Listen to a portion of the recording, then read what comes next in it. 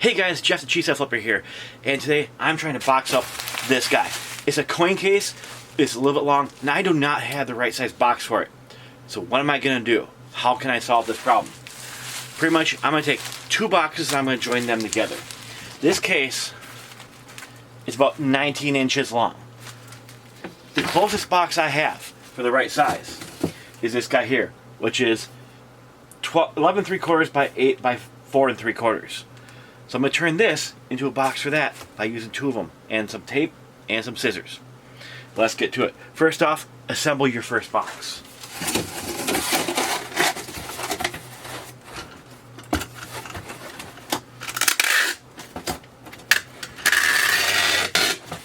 Now me, I always use 3-inch tape. And I way over tape.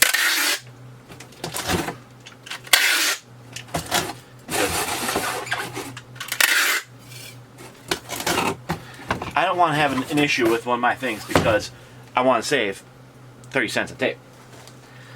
Alright, now we're going to take a second box. I had a second box here. Actually, I don't think I got one down. Let me grab another one. These ones are right up here. Really conveniently located for this size box for me. And we're going to do the same thing to this box. We're going to make this box.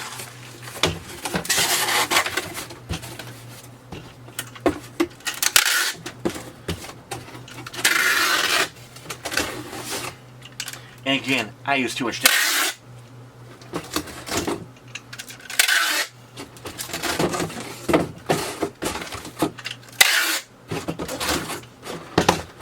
Alright, now I got my two boxes.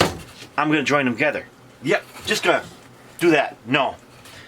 You take one of the boxes here. You're going to cut out this whole sidewall.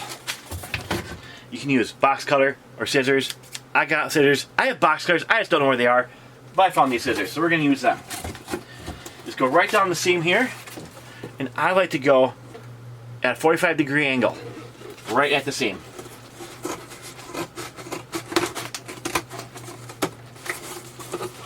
I do find a box cutter to be a little bit easier. So sometimes with a box cutter, you kind of lose control and you kind of skew off with them. Alright, now this slips out. Now we cut our tape. Leaves you this little guy in a box that looks something like this. Okay. Now I do the same thing to this guy. Cut our corners.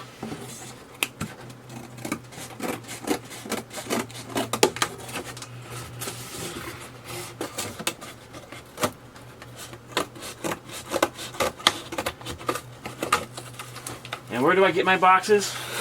Usually I buy my boxes. Recently I've been buying mostly from eBay on Grainger. They have some really good prices for boxes shipped right to your house. You might get a little bit cheaper deal if you have a full-size Grainger around you. But if you're like me and you don't, their eBay prices are pretty compatible. I'll put a link down below for them if you want.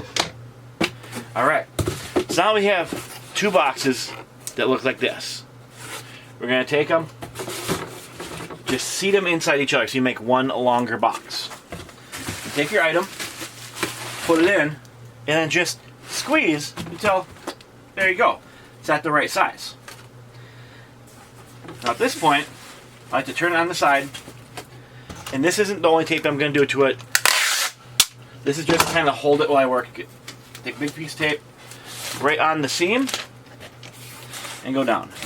Now I can take my item out. I should be able to hold the same size.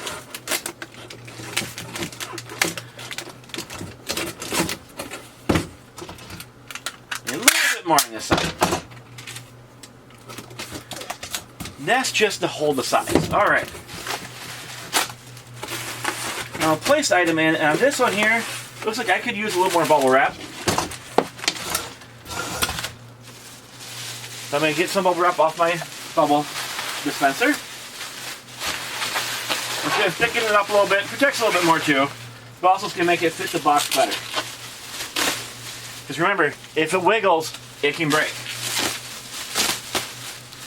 But on the other side of that, you don't want so stuffed that your box is going to be bursting at the seams. Alright, now that's a really good fit. I'm going to go ahead, close up this box using the flaps that came with it.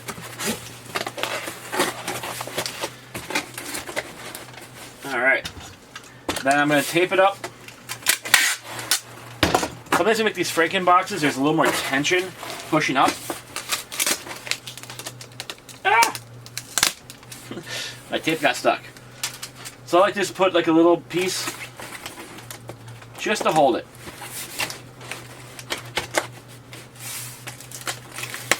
Again, that's not going to be my only tape. I'm just putting a little piece on each end just to kind of hold it where I want. I get those end pieces how I want them. I put it down. Alright.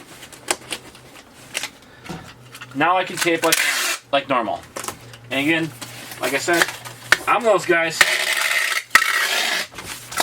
But I like to over tape, especially on a Frankin box.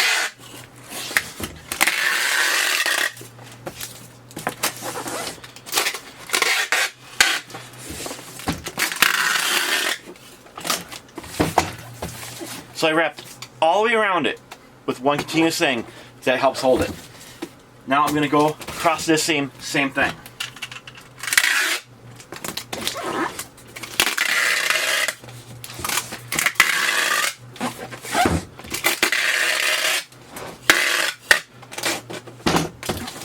Alright.